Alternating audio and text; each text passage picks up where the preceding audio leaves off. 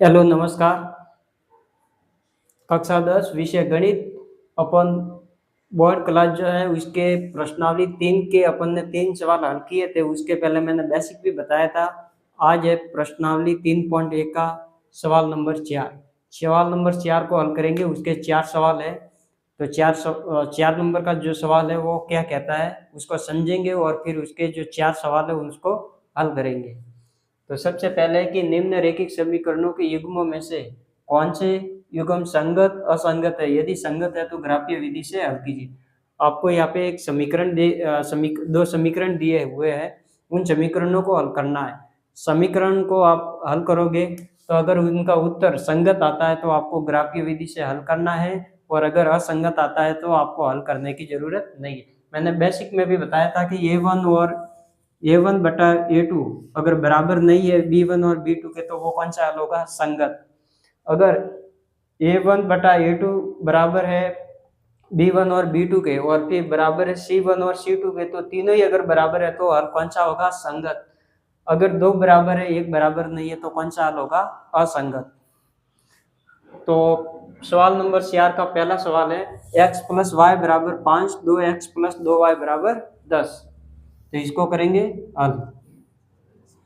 सबसे पहले है, मैं डायरेक्ट ही लिख देता हूँ। अगर आप चाहो तो पक्षांतरण कर दो, पक्षांतरण नहीं करो तो डायरेक्ट कर दो। A1 बटा A2। A1 का मान कितना है? x के गुणे में कोई नहीं है तो 1। A2 कितना है? 2। कितना आ गया? 1 बटा 2।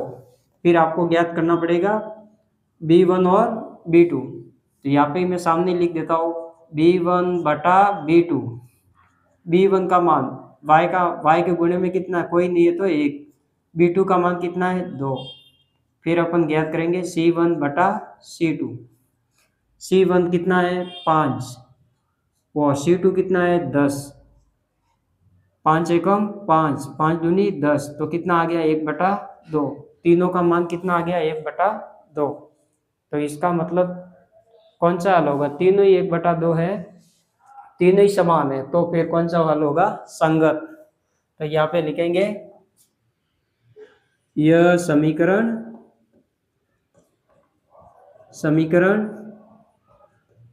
संगत है। अब समीकरण संगत है तो फिर आपको ग्राफीय विधि से हल करना पड़ेगा। तो अपन ने जो पहला सवाल किया था समीकरण बना के, उसी प्रकार से इसका समीकरण बना के हल करेंगे। तो ये तो मान लो समीकरण नंबर 1, और ये हो जाएगी समीकरण नंबर 2। दो समीकरण हो गए।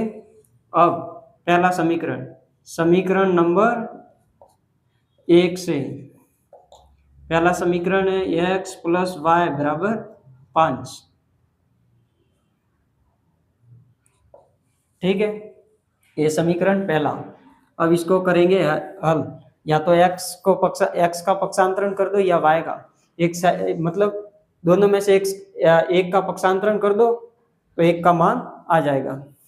जैसे मैं x यहाँ पे रखता हूँ, y का कर देता हूँ पक्षांतरण। x का तो x 5, y प्लस का उस साइड जाएगा तो माइनस का। अब आपको क्या करना है? एक टेबल बनाना है। टेबल में आपको कम से कम 2 मान बनाने हैं, मतलब 2 मान लेने हैं। आप चाहो तो अधिक भी ले सकते हो। x बराबर 5 माइनस y की जगह क्या बनाएंगे? 2 मान निकालने तो 2 ब्रैकेट। x बराबर 5 माइनस y की जगह 2 ब्रैकेट। अब आप यहाँ पर आप चाहो कोई सी भी संख्या आप लिख सकते हो। मैं चाहो तो मैं लिख देता हूँ 1 और 2। अब ये मान किसकी जगह है? y की जगह, तो y की जगह 1 और 2। अब x का मान ज्ञात करना है। 5 का तो 5 माइनस 1, डायरेक्ट ही घटा देता हूँ। 5 में से 1 गया तो 4 बराबर 5 में से 2 गया तो 3। तो x का मान कितना आ गया? 4 और 3। ठीक है, इसी प्रकार से अब समीकरण नंबर 2 से समीकरण नंबर 2 कौन सी है? 2x प्लस 2y बराबर 10। ये समीकरण हो गई दूसरी। अब क्या करना है? देखो, सब में 2 का भाग जा रहा है तो सब में 2 का भाग दे दो, क्योंकि अपने समीकरण छोटी हो जाएगी तो हल करने में आसानी रहेगी। तो सब में 2 का भाग दे देते हैं। इसमें भाग देंगे तो 2 से 2 कट गया x प्लस 2 से 2 कट गया y बराबर 10 में 2 का भाग जाएगा 5 बार, 5 दूनी 10। तो ये हो गई समीकरण 16।